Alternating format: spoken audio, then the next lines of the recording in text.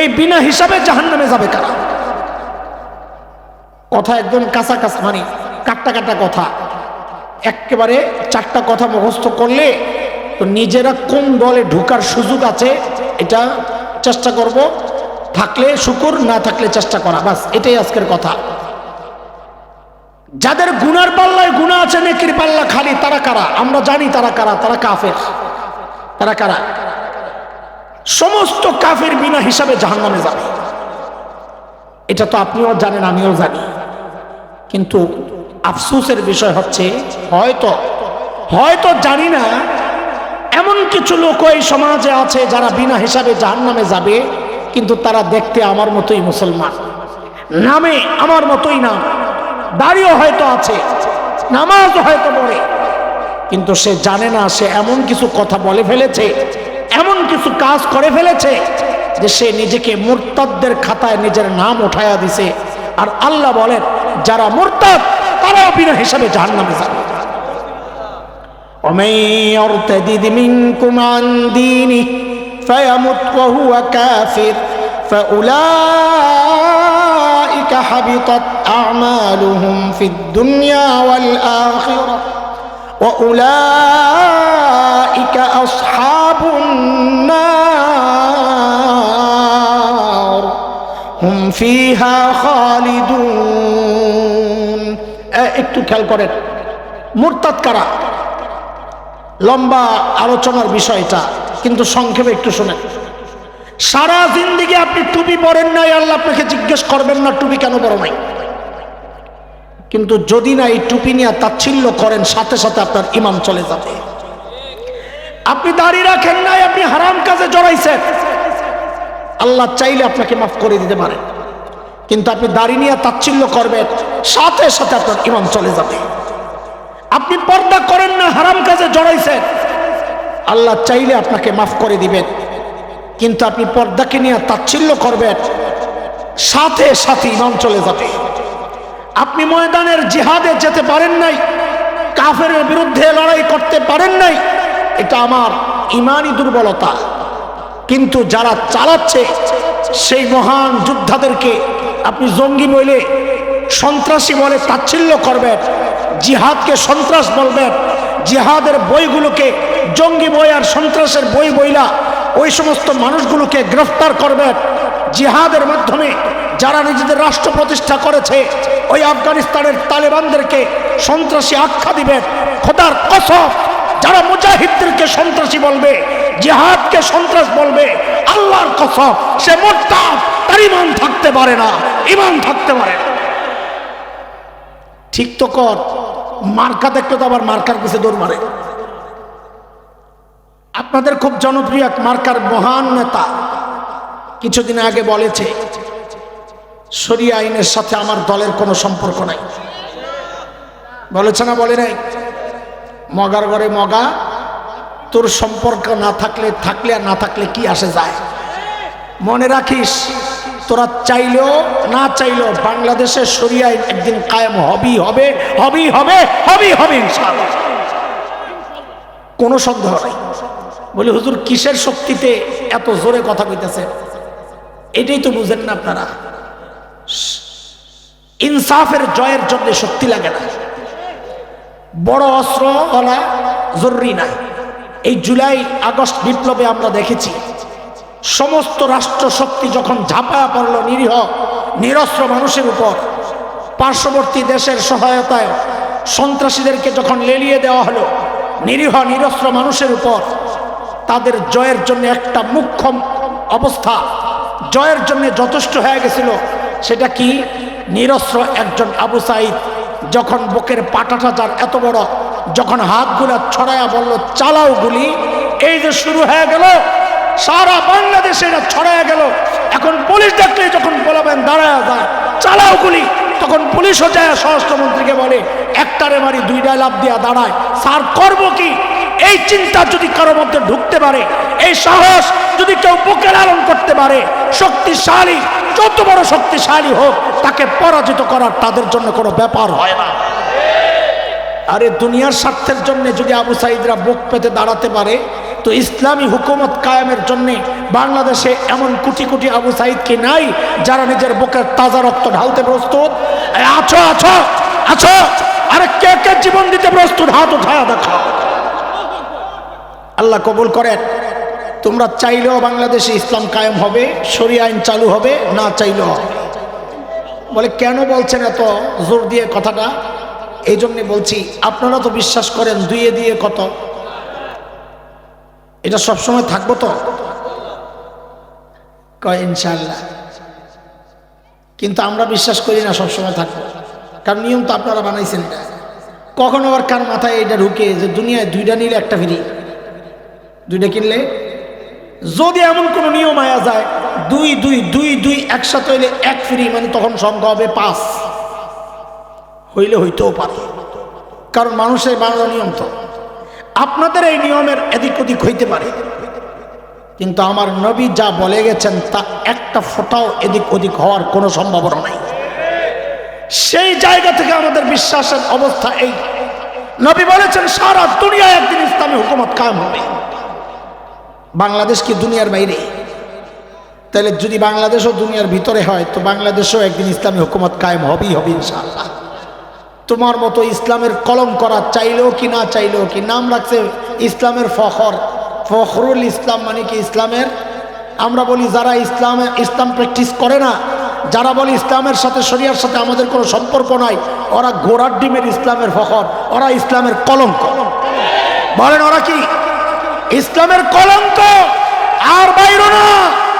তাইলে ওদেরকে যেভাবে মানুষ প্রত্যাখ্যান করেছে তোমাদেরকে লাথি দিয়া তাড়ায় দিতে একটু দ্বিধা করা হবে না।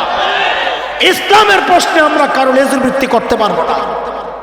ইসলামের প্রশ্নে আমরা সবাই এক জায়গায় এক, প্রতিপক্ষ যেই হোক সাইনবোর্ড দেখবো না, মার্কা দেখবো না, যদি দেখি ইসলামের বিরুদ্ধে তার অবস্থান লাথি দিতে একটু দেরি করবো না। আরে কথা বলেন, কথা বলেন। হ্যাঁ হ্যাঁ, এমনটা না করতে পারলে আপনার ঈমান নিয়ে সন্দেহ আছে। বলছিলাম তোমরা চাইলেও হবে, না চাইলেও হবে, এবং আমাদের যে স্বপ্ন সারা দুনিয়া ইসলাম কায়েম হবে, আলহামদুলিল্লাহ সেই স্বপ্ন বাস্তবায়নও শুরু হয়ে গেছে। তাকায়া দেখো না, সিরিয়ায় কালিমার পতাকা উঠে গেছে। তাকায়া দেখো আফগানিস্তানে কালিমার পতাকা উঠে গেছে। আরে তোমরা চাও আর না চাও আমার দেশ দখলের হুমকি দাও, তাই না? বর্ডারে আইসা আমরা যেটা চাই ওইটাই হবে। খুব শিগগির দেখবো ইনশাআল্লাহ দিল্লির লালকেল্লায় আবারও কালিমার পতাকা পথ করে উঠছে, পথ করে উঠছে ইনশাআল্লাহ। সেই মহান দিনের অপেক্ষায় আছে, আল্লাহ কবুল করেন, আমিন। বাইরের মাইক বন্ধ হয়েছে, তাই না? ভালো করছো, আমিও মরি তোমরা হেরা বাসুক, তাও ভালো। ঠিক আছে, সমস্যা নেই, এটাই ভালো হয়েছে। কথা বলতে খুব কষ্ট হয়। আচ্ছা ঠিক আছে, বুঝেন। এই শ্রেণী কয়টা? এক শ্রেণী বিনা হিসাবে, আরেক শ্রেণী বিনা হিসাবে। এই দুই শ্রেণী কারা? যাদের পাল্লা একটা খালি, মনে আছে তো? আমল মাপা যাবে না। আর রইল কয় শ্রেণী? দ্রুত আমাদেরটা এসে পড়ছি, তাড়াতাড়ি বলেন। আর রইল কয় শ্রেণী? দুই শ্রেণীর, যাদের দুই পাল্লাতেই আছে তাদের আমল মাপা হবে।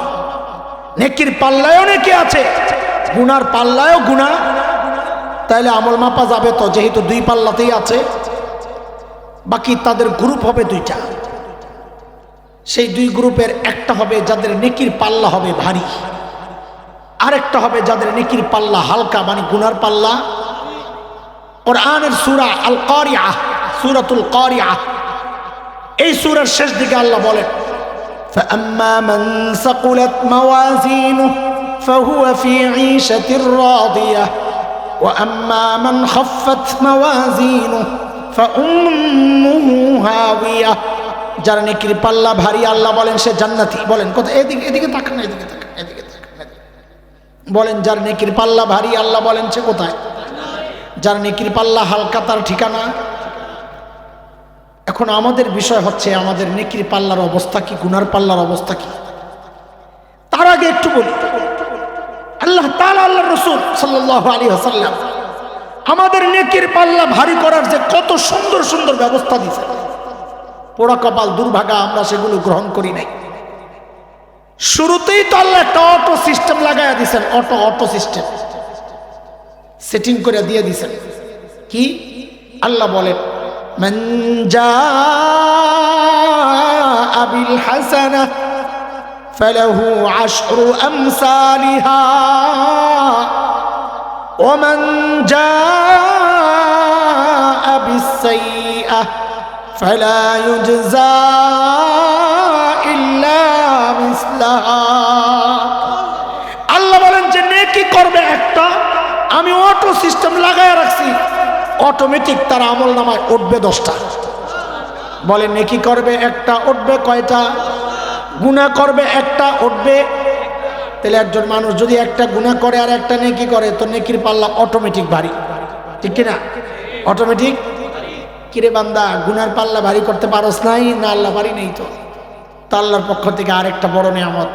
বলে যা, তোকে একটা লম্বা টাইম দিয়া দিলাম, রমজান মাস। কি রমজান মাস নবীকে দিয়ে আল্লাহ বলিয়েছেন। আল্লাহ নবী কি বলেন? মান আদ্দা ফীহি ফরিয়দা কানা কামান আদ্দা 70 ফরিয়দাতান ফীমা সিওয়া। এই মাসে যে একটা ফরজ আদায় করবে, আল্লাহ তার আমল নামায় 70টা ফরজ উঠায়া দিবে। নবী বলেন যে একটা নফল আদায় করবে, আল্লাহ তার আমলে ওই নফলটারে ফরজ দ্বারা পাল্টায়া দিবেন।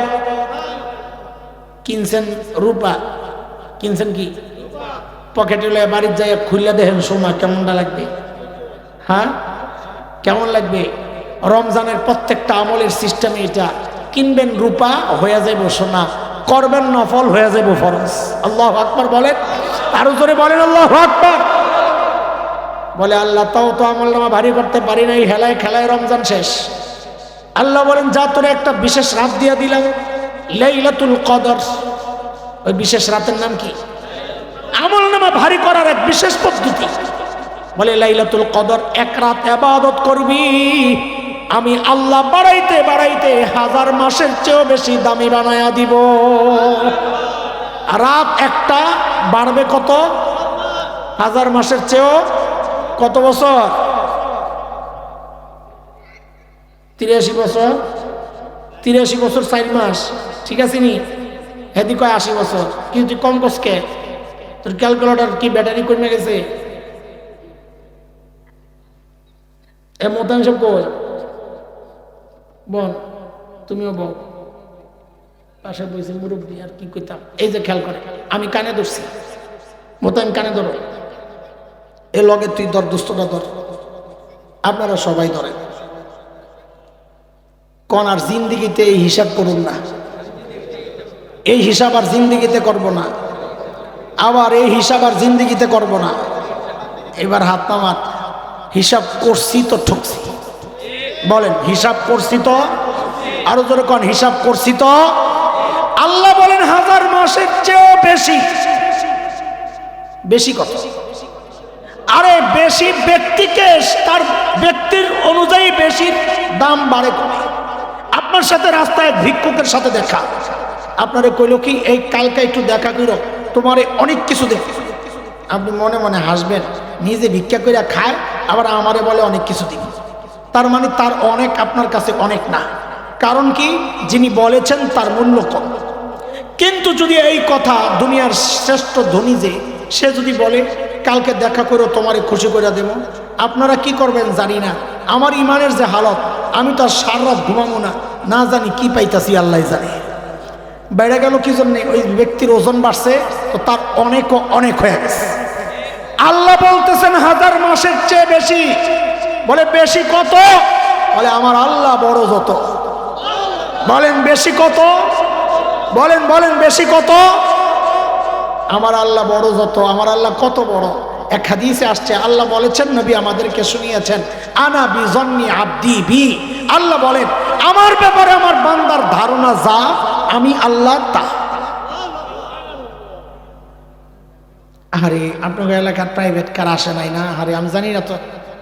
দেখ দেখ দেখ, যাক তাড়াতাড়ি আপনি পরে আফসোস করবেন। আহা, কি এক এলাকায় থাকেন আপনারা, অনেক আফসোস লাগতেছে। শেষ হয়েছে নি দেখা? প্রাইভেট কারের পিছনটাও তো দেখছেন না, লেন্সা আসেনি? প্রাইভেট কার লেন্সা নাই, দেখা শেষ না হলে একটু দৌড়ে যান, এখনো আছে। আল্লাহর বান্দায় গাড়িতে উঠলো না, মাওলানা হাইটা হাইটা আগাইলেন, যেন জিনিসটা অসুন্দর না লাগে যে আমি এখানে বসা, আমাদের এই ভাই বেরাদর বয়স কাছাকাছি হইব, কিন্তু বড় ভাই বলেন ওই হিসাবে হাইটা হাইটা গেছেন আদব রক্ষার্থে। একজন আলেম আদব দেখাইলো, আর আমি কথা বলতেছি, আপনারা সব গাড়ি চাক্কা দেখেন, অবস্থা বুঝেন। কাদেরকে বলবো? আমল নামা ভারী তো এমনি হবে, তাই না? মাশাআল্লাহ, শুনতে থাকেন, আল্লাহ ভরসা। আল্লাহ তো বলেন, আল্লাহ বলেন আমার ব্যাপারে, আনা বিজন্নি আব্দি বি, আমার ব্যাপারে আমার বান্দা ধারণা যা করে আমি তা। এখন আপনার কত দরকার এটা আপনি জানেন, আমার যা দরকার আমি আল্লাহর জানাই দিচ্ছি যে আল্লাহ আমারে বাড়ায়া কত দিবেন, যত দিলে আমি জান্নাতে ঢুকতে পারবো তা দিলেই আমার চলবে, আর বাড়তি কিছু মঞ্জুর হইলে আমার অন্য আরেক বাইরে দিয়ে দিয়েন, সমস্যা নাই, আমার জান্নাতে ঢুকা দরকার। আরে কথা বুঝেন নাই আপনারা? কিরে বান্দা, তুই তোর আমল নামা ভারী করতে পারস নাই, লাইলাতুল কদর পাইয়াও? বলে না আল্লাহ পারি নাই। তাইলে কিছু টাকা পয়সা জমা, কিছু টাকা পয়সার ব্যবস্থা করে সৌদি আরব আয়, কাইলে ওখানে বাইতুল্লাহ আছে, বাইতুল্লাহ মসজিদুল হারাম আছে, ওখানে আইসা নামাজ পড়, তুই নামাজ পড়বি 1 রাকাত, আমি তোর আমল নামায় ওঠায়া দিব 1 লক্ষ রাকাত। সারা গোষ্ঠী মিল্লা সারা জিন্দিগি নামাজ পড়লো 1 লক্ষ রাকাত হইব না, অথচ ওখানে 1 রাকাত পড়লি 1 লক্ষ রাকাত। সেইটা যদি কোন রকমে রমজানে পড়ন যায় তো প্রতি রাকাত মানে 70 লক্ষ রাকাত। মসজিদে হারামের কারণে বাড়বে 1 লক্ষ গুণ, রমজানের কারণে ওই 1 লক্ষ বাড়বে আবার 70 গুণ। তাহলে কত হইল? কত হইল? আর যদি খালি লাইলাতুল কদরে পড়ন যায় তাহলে 1 লক্ষর লগে 1000 মাসের চেয়েও বেশি রে পূরণ দেন। খোদা জানি না এটা হিসাব বাংলাদেশ কেন দুনিয়ার কোনো মানুষের পক্ষে আর করা সম্ভব না, ওই ক্যালকুলেটর দুনিয়ায় আবিষ্কার হয় নাই। আরে কথা বলেন, কথা বলেন। আল্লাহ তুমি কবুল করো, এমন একটা রাত আমাদের জন্য কবুল করো। নবী আলাইহিস সালাম বলেন যে আমার কাছে আরো ব্যবস্থা আছে। কি ব্যবস্থা? আল্লাহর নবী বলেন, বুখারীর শেষ হাদিস, 2টা তাসবিহ তোমাদেরকে শিখায়া দিই উম্মত, পড়তেও তোমাদের কষ্ট হবে না, রহমান আল্লাহর কাছে এটা অনেক প্রিয়। আমার সাথে বলেন তো এই 2 কালিমার কথা, 2টা তাসবিহর কথা পড়েন সবাই। সুবহানাল্লাহি ওয়া বিহামদিহি, সুবহানাল্লাহিল আযীম। পড়েন না? সুবহানাল্লাহি ওয়া বিহামদিহি, সুবহানাল্লাহিল আযীম। নবী বলেন এই তাসবিহ যদি কারো পাল্লায় রাখা হয় সাথে সাথে নেকির পাল্লাটা ভারী হয়ে যাবে। আচ্ছা, সুবহানাল্লাহি ওয়া বিহামদিহি সুবহানাল্লাহিল আযীমের অর্ধেক পড়েন তো, অর্ধেক। সুবহানাল্লাহি এটা হলো অর্ধেক, তাই না? এটা আপাতত এমনি রাখেন, আগে বুঝছেন। দেখেন নেকির পাল্লায় নেকি বেশি হইলেই যে ভারী হবে বিষয়টা এমন না।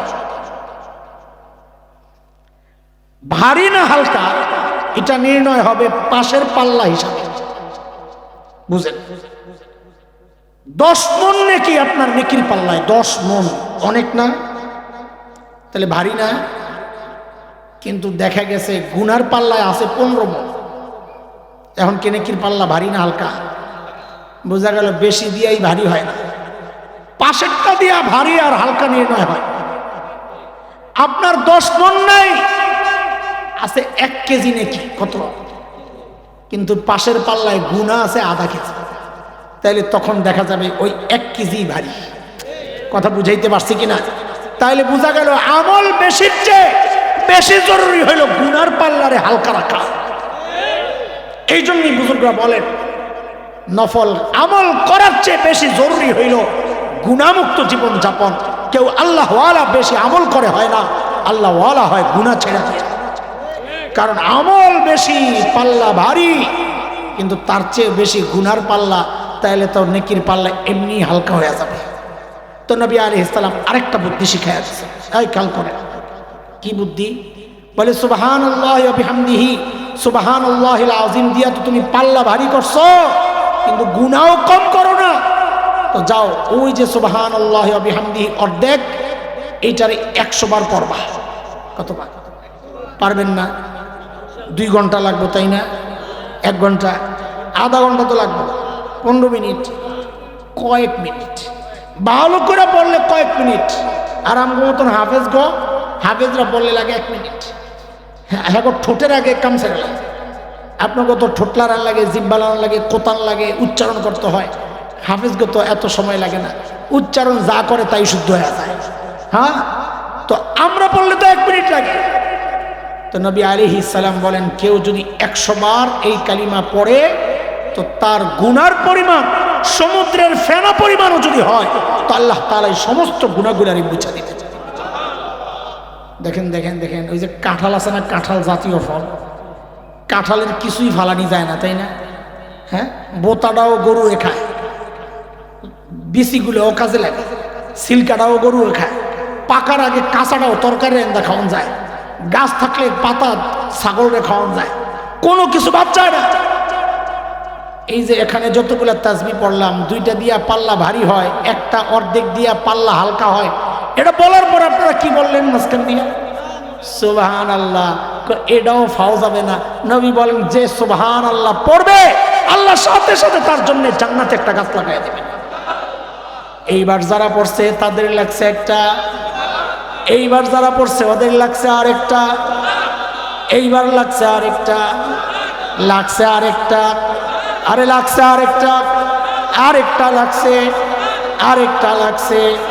এই পশ্চিম দিয়ে আরেকটা লাগাও, উত্তর দিয়ে আরেকটা লাগাও, পূর্ব দিয়ে আরেকটা লাগাও, দক্ষিণ দিয়ে আরেকটা লাগাও, মাঝখানের ফাঁকাগুলা পুরা করো, ফিল আপ দ্য গ্যাপ লাগাও, ফাঁকা পুরা করো, লাইন ধরে বাগান সাজাও, গাছ দিয়া বাউন্ডারি দিয়া লাও চারদিক দিয়া। আরে লাগাইতে থাকো না, লাগাও লাগাও লাগাও লাগাও না লাগাও। এমন গাছ লাগানো রেশ করছে, তাই না? রাখো রাখো রাখো রাখো।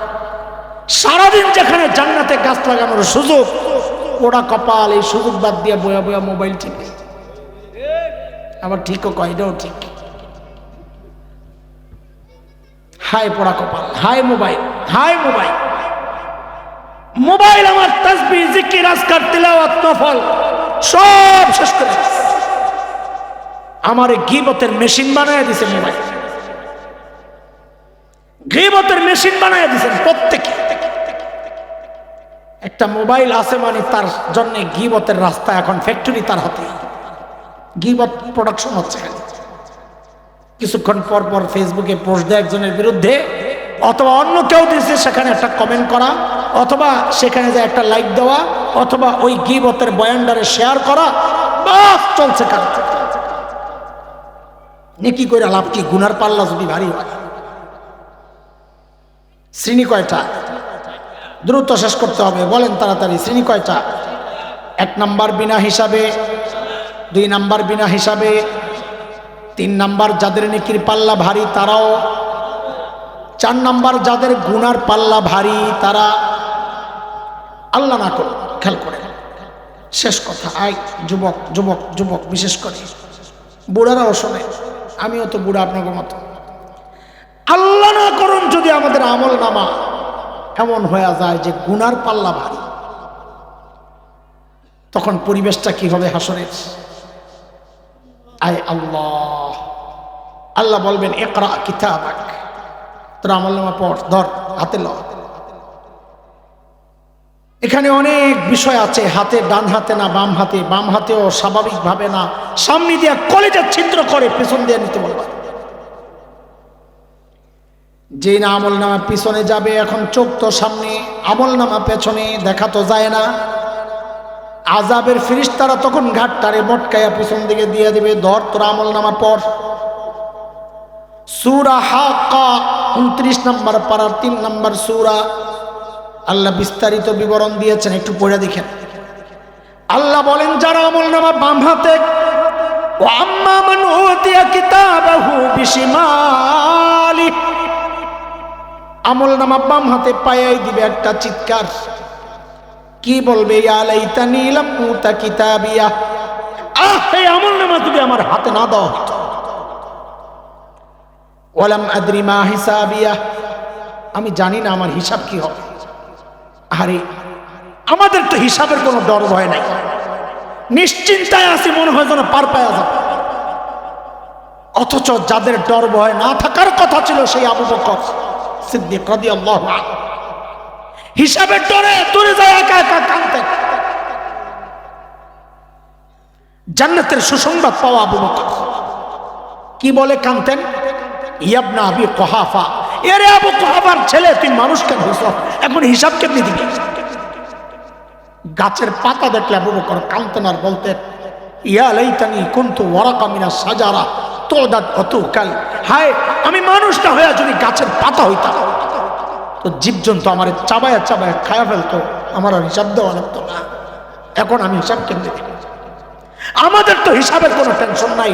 যারা দুনিয়ায় হিসাবের টেনশন করে না, সেদিন তাদেরই চিৎকার করে করে কাঁদতে হবে আর বলতে হবে ওয়ালাম আদ্রি মা হিসাব। ও দুনিয়ার টাকাওয়ালা, আজকে তো টাকা দিয়ে বিচার পাল্টানোর চিন্তা করে, সেদিন আল্লাহ বলছেন চিৎকার করে করে কাঁদতে হবে আর বলতে হবে মা আগনা আন্নি মা লিয়া, আমার মাল তো শেষ, এখন কে বাঁচা? আজকে ক্ষমতার দাপটে বিচার পাল্টান, সেদিন চিৎকার করে করে কাঁদতে হবে আর বলতে হবে হালাকা আন্নি সুলতানিয়া, আমার ক্ষমতা শেষ, এখন আমার কে বাঁচায়? ফলাফল বের হওয়ার পর চিৎকার চেঁচামেচি করলে ফলাফল পরিবর্তন হয়, আওয়াজ আসবে, এখন চিৎকার কোনো লাভ নাই। আযাবের ফেরেশতাদেরকে আল্লাহ হুকুম করবেন খুযুহু ফাকুল্লুহু সুম্মাল জাহিম সাল্লু, এগুলোর ধর, বেরি পড়া, তাইরে হেসে নিয়ে জাহান্নামে। কেমনে পেঁচাবে? পরের আয়াতটা পড়লে কলিজা মোচড় দিয়া ওঠে। কেমনে পেঁচাবে? আল্লাহ বলতেছেন সুম্মা ফি সিলসিলাতিন যারউহা ৭০ যিরাআন ফাসলুকু, ৭০ গজ লম্বা শেকল দিয়ে পেঁচায় যে নিবে। হযরত ইবনে আব্বাস রাদিয়াল্লাহু আনহুমা বলেন শেকল দিয়ে কেমনে পেঁচাবে জানো? হায় মালিক, বলে শেকলের একটা মাথা নাকের ছিদ্র দিয়ে ঢুকাইয়া পায়খানা রাস্তা দিয়ে বের কইরা।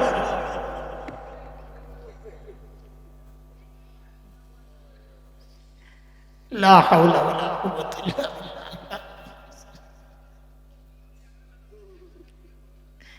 নাকের ছিদ্র দিয়ে ঢুকাই পায়খানার রাস্তা দিয়ে বের করে টাইনা পেঁচায় নিয়ে বলে, এরে বাবা, এই কঠিন পরিস্থিতির মুখোমুখি দাঁড়াতে না চাইলে গুনাহ ছেড়ে দেয়, গুনার পাল্লা হালকা করতেই হবে। বাবা দাড়ি পাইকা সাদা, এখনো গুনাহ ছাড়তে পারে। জিজ্ঞেস করি কবে ছাড়বেন বাপ? ও বাপ কবে ছাড়বেন জিজ্ঞেস করি, বলেন। হ্যাঁ যুবক, তুমি ভেবো না তোমাকেও বুঝি আল্লাহ দাড়ি চুল পাকা পর্যন্ত সুযোগ দিবেন পাল্লা ভারী করার। না রে বাপ না, কখনকার মৃত্যু চলে আসে কে জানে। কত বাবাকে দেখছি সন্তানের লাশ কাঁধে নিয়ে যায়, কে জানে? আরে কে জানে?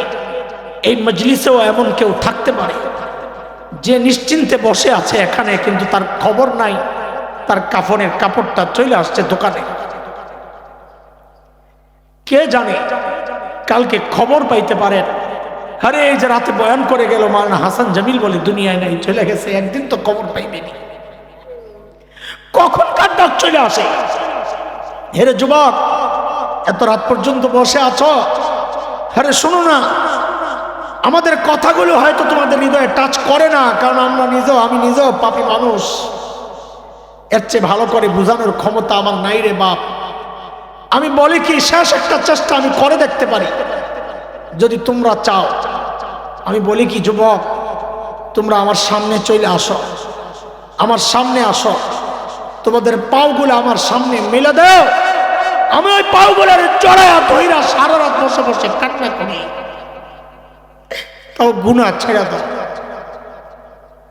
বাবা, গুনাহ ছেড়ে দাও, গুনাহ ছেড়ে দাও। আর এই গুনাহওয়ালা চোখ নিয়ে, গুনাহওয়ালা কানগুলা নিয়ে মালিকের সামনে কেমনে দাঁড়াবো বলেন না? এই গুনাহওয়ালা হাত পাও নিয়ে মালিকের সামনে কেমনে দাঁড়াবো বলেন না? যখন আমার চোখ, আমার কান, আমার চামড়া, আমার হাত পাও আমার গুনার জন্য মালিকের কাছে সাক্ষী দিবে, জানলা আমরা সাক্ষী, আমরা সাক্ষী, আমরা সাক্ষী।